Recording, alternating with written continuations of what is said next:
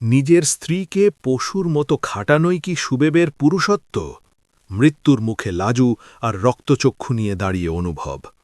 আজ কি তবে শেষ হবে এক পৈশাচিক অধ্যায়, নাকি শুরু হবে লাজুর ডাক্তার হওয়ার অসমাপ্ত লড়াই? দেখুন এক সাধারণ গৃহবধূর অসাধারণ ঘুরে দাঁড়ানোর মহাকাব্য।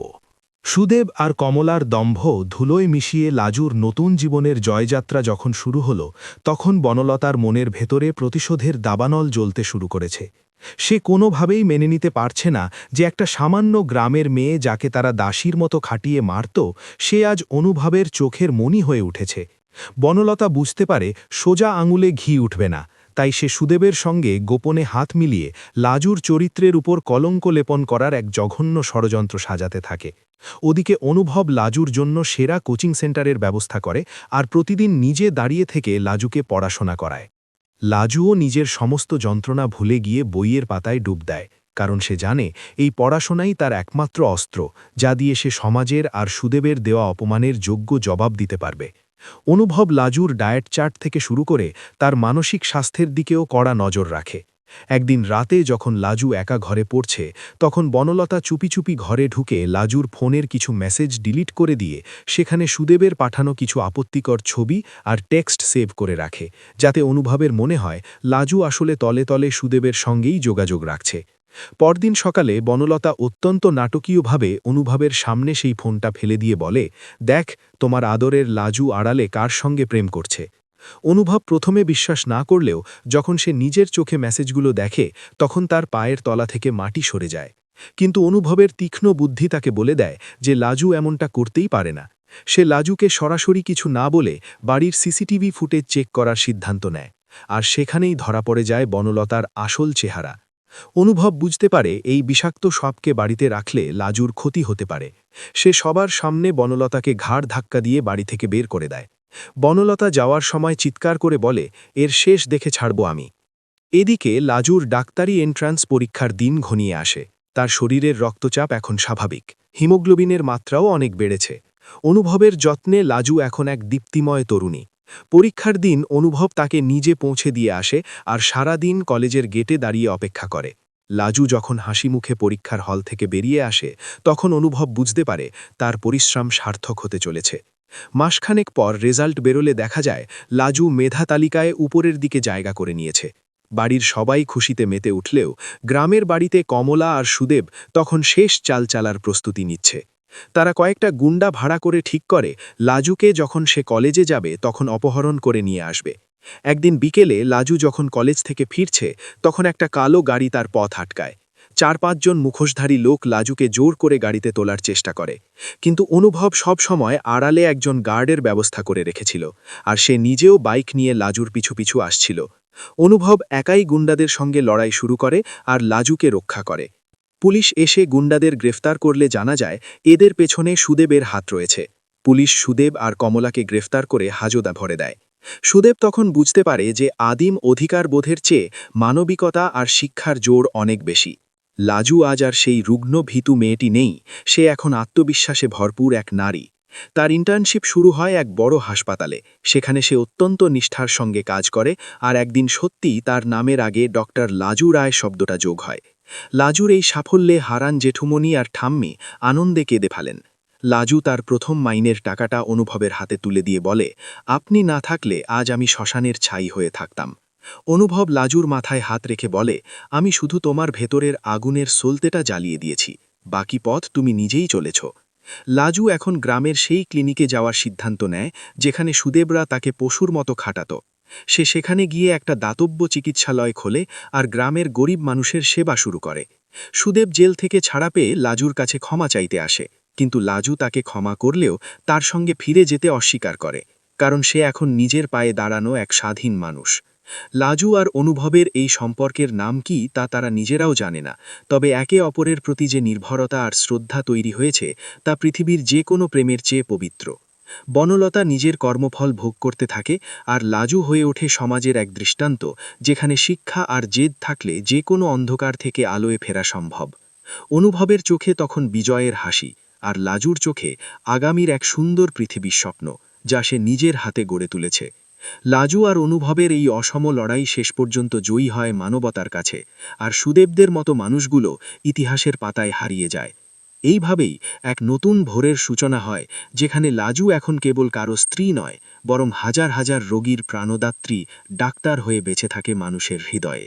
লাজু যখন নিজের চেম্বারে বসে প্রথম রোগীকে দেখছিল, তখন তার মনে পড়ে যাচ্ছিল সেই দিনগুলোর কথা, যখন এক গ্লাস জলের জন্য তাকে সুদেবের লাথি খেতে হয়েছিল। আজ সেই সুদেবী গ্রামের রাস্তার মোড়ে দাঁড়িয়ে লাজুর গাড়ির ধুলো ওড়া দেখে মাথা নিচু করে থাকে। অনুভব লাজুর এই বদলে যাওয়া দেখে এক অদ্ভুত প্রশান্তি অনুভব করে। সে এখন লাজুর ব্যক্তিগত কোনো অভিভাবক নয়, বরং তার প্রতিটি কাজের প্রধান পরামর্শদাতা হয়ে উঠেছে। লাজু ঠিক করে সে তার ক্লিনিকে কেবল চিকিৎসা নয়, বরং গ্রামের মেয়েদের স্বনির্ভর করার জন্য একটা ছোট সেলাই কেন্দ্র আর কম্পিউটার শিক্ষার ব্যবস্থা করবে। কমলা দেবী জেল থেকে ছাড়া পাওয়ার পর আর গ্রামে মুখ দেখাতে পারে না। সে এখন শহরের এক ঘিঞ্জি এলাকায় দয়া দাক্ষিণ্যে দিন কাটায়। বনলতাও নিজের ভুল বুঝতে পেরে অনুভবের কাছে ক্ষমা চাইতে আসে, কিন্তু অনুভব তাকে স্পষ্ট জানিয়ে দেয় যে ক্ষমা করা মানেই আগের জায়গায় ফিরিয়ে নেওয়া নয়। অনুভব বনলতাকে আর্থিক কিছু সাহায্য করে, তাকে দূরে সরিয়ে দেয়। এদিকে লাজুর কাছে একদিন বড় একটা সুযোগ আসে, বিদেশের এক নামী মেডিকেল রিসার্চ সেন্টারে যোগ দেওয়ার জন্য। লাজু দ্বিধায় পড়ে যায়, কারণ সে অনুভবকে ছেড়ে কোথাও যেতে চায় না। অনুভব যখন এই খবর পায়, সে লাজুকে জোর দিয়ে বলে, তোমার এই ডানা আজ আকাশ ছোঁয়ার জন্য তৈরি, একে বন্দি করে রেখো না, আমি তো আছি তোমার ফেরার অপেক্ষায়। লাজু চোখের জল মুছে বিদেশের উদ্দেশ্যে রওনা হয়। দীর্ঘ ৩ বছর পর যখন লাজু ফিরে আসে, তখন সে কেবল একজন ডাক্তার নয়, বরং একজন প্রখ্যাত গবেষক। তার প্রত্যাবর্তনের দিন অনুভব নিজে বিমানবন্দরে হাজির হয়। লাজুকে দেখে অনুভবের চোখ জুড়িয়ে যায়, কারণ লাজুর চোখে এখন সেই পূর্ণিমা রাতের মতো স্নিগ্ধতা আর সূর্যের মতো তেজ। অনুভব লাজুকে নিয়ে সোজা তাদের সেই পুরনো বাড়িতে যায়, যেখানে হারান আর ঠাম্মি মালা হাতে দাঁড়িয়েছিল। লাজু বাড়িতে পা দিয়েই প্রথমে অনুভবের পায়ের ধুলো মাথায় নেয়, কারণ এই মানুষটাই ছিল তার অন্ধকারের ত্রাতা। লাজু গ্রামে ফিরে এসে তার হাসপাতালকে আধুনিক রূপ দেয়, যেখানে গরিবদের জন্য বিনামূল্যে হার্ট সার্জারির ব্যবস্থা করা হয়। সুদেব একদিন অসুস্থ হয়ে সেই হাসপাতালেই ভর্তি হয়। লাজু নিজে দাঁড়িয়ে থেকে সুদেবের চিকিৎসা করায়। সুদেব যখন সুস্থ হয়ে লাজুকে দেখতে পায়, তখন সে হাউ হাউ করে কেঁদে ফেলে আর বলে, আমি তোমাকে চিনতে পারিনি লাজু, আমাকে অভিশাপ দিও না। লাজু শান্ত গলায় বলে, আমার মনে আপনার জন্য আর কোনো ঘৃণা নেই সুদেববাবু, কারণ ঘৃণা করতে গেলেও একটা জায়গা দিতে হয়, আপনি সেই জায়গা অনেক আগেই হারিয়েছেন। সুদেব অনুতপ্ত হয়ে গ্রাম ছেড়ে চিরতরে চলে যায়। লাজু আর অনুভবের মধ্যে যে অদৃশ্য বাঁধন ছিল, তা এবার এক পূর্ণতা পায়। অনুভব একদিন গোধূলি বেলায় নদীর পাড়ে লাজুকে বলে, আমি কি তোমার এই জীবনযাত্রার চিরস্থায়ী সাথী হতে পারি? লাজু অনুভবের হাত শক্ত করে ধরে বলে, আপনি তো আমার নিঃশ্বাসে মিশে আছেন, আলাদা করে চাওয়ার কিছু নেই। এরপর এক অনাড়ম্বর অনুষ্ঠানের মাধ্যমে লাজু আর অনুভবের 4 হাত এক হয়। সমাজের চেনা ছকের বাইরে গিয়ে এক নতুন দাম্পত্যের সূচনা হয়, যেখানে অধিকার নয়, বরং বন্ধুত্ব আর শ্রদ্ধাই প্রধান। বনলতা এই খবর পেয়ে দূর থেকেই আশীর্বাদ জানায়, কারণ সে বুঝেছে ভালোবাসা মানে কাউকে জোর করে পাওয়া নয়, বরং কাউকে যোগ্য করে তোলা। লাজু এখন ডক্টর লাজু রায় নয়, সে এখন সমাজের সেই সব লাজুদের প্রেরণা, যারা প্রতিদিন ঘরের কোণে নিগৃহীত হচ্ছে। লাজুর এই লড়াই আর অনুভবের এই জেদ মিলেমিশে এক নতুন উপাখ্যান তৈরি করে, যা গ্রামের প্রতিটি ঘরে ঘরে লূপকথার মতো শোনানো হয়। লাজু তার হাসপাতালের ছাদে দাঁড়িয়ে যখন আকাশের দিকে তাকায়, তখন সে নিজের বাবাকে মনে করে, যে তাকে ডাক্তার বানানোর স্বপ্ন দেখেছিল। আজ সেই স্বপ্ন সফল হয়েছে শুধু একজন মানুষের জন্য, সে হল অনুভব। অনুভবের কাঁধে মাথা রেখে লাজু বলে, আমাদের এই পথচলা যেন কোনোদিন শেষ না হয়। অনুভব হাসি মুখে বলে, সংগ্রাম যেখানে শেষ হয়, জীবন সেখানে স্থবির হয়ে যায়। আমাদের লড়াই তো সবে শুরু হয়েছে, মানুষের সেবায় নিজেদের উৎসর্গ করার লড়াই। এইভাবেই এক নির্যাতিতা গ্রাম্য বধূ থেকে সফল চিকিৎসক হয়ে ওঠার গল্পটি পূর্ণতা পায়, যা কেবল একটি মেয়ের ঘুরে দাঁড়ানোর গল্প নয়, বরং পুরুষতন্ত্রের গালে এক সপাটে চড় আর ভালোবাসার এক জয়গান। অনুভবের ঘরে এখন আর নিস্তব্ধতা নেই, সেখানে এখন রোজ সকালে লাজুর হাসির শব্দ আর রুগী দেখার ব্যস্ততা শোনা যায়। বাড়ির প্রতিটি দেওয়াল যেন লাজুর এই নতুন জীবনের সাক্ষী হয়ে দাঁড়িয়ে আছে। ঠাম্মি এখন লাজুর হাতের রান্না ছাড়া কিছুই খেতে চায় না, আর হারান বুক ফুলিয়ে গ্রামে বলে বেড়ায়, আমার নাতবউ ডাক্তার হয়েছে। গ্রামের মেয়েরা এখন আর মুখ বুজে অত্যাচার সহ্য করে না। তারা এখন লাজুর কাছে গিয়ে পরামর্শ নেয় কি করে নিজেদের পায়ে দাঁড়ানো যায়। লাজু তাদের শেখায় শিক্ষা আর আত্মসম্মান ছাড়া নারী জীবন অসম্পূর্ণ। এভাবেই গল্পের শেষ পাতায় এসে আমরা দেখি এক নতুন সূর্যোদয়, যা কেবল লাজুর জীবনে নয় বরং গোটা সমাজের অন্ধকার দূর করে এক নতুন ভোরের বার্তা নিয়ে আসে।